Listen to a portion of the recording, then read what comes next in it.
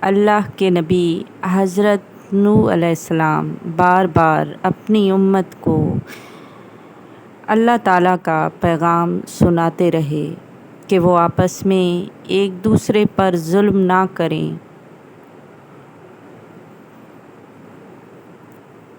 ایک دوسرے سے محبت سے پیش آئیں، رشتوں کی قدر کو مقدم رکھیں۔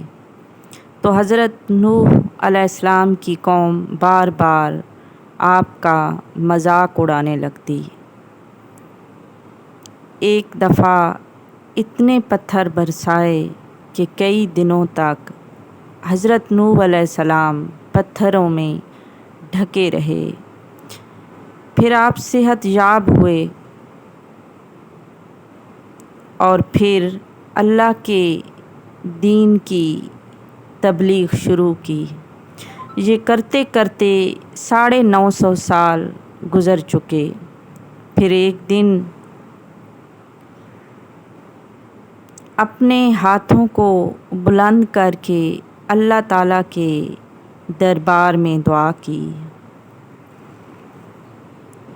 اے اللہ، میری قوم کبھی ہدایت نہیں پائے گی۔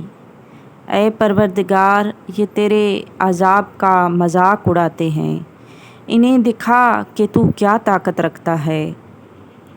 اللہ کا پیغام حضرت نوح علیہ السلام تک پہنچا۔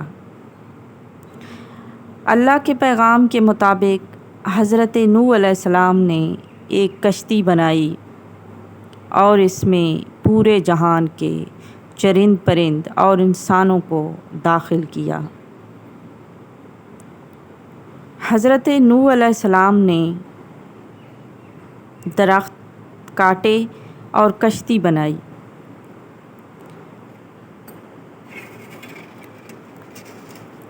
تقریباً 100 سال کے بعد وہ کشتی تیار ہوئی اور حضرت نوح علیہ السلام نے تمام چرند پرند کے جوڑے کشتی میں سوار کیے۔ اتنے میں سانپ اور بچھو آپ کی خدمت میں حاضر ہوئے اور کہنے لگے، اے نوح علیہ السلام، اس نجات کی کشتی میں ہمیں بھی سوار کرو۔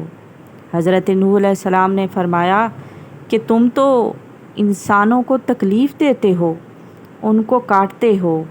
تو سانپ اور بچھو حضرت نوح علیہ السلام کے سامنے رونے لگے اور عرض کیا کہ اے نوح علیہ السلام،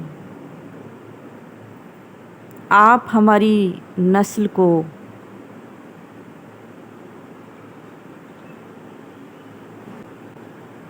دعا دیں، ہم آپ سے وعدہ کرتے ہیں کہ اگر آپ نے ہماری نسل کو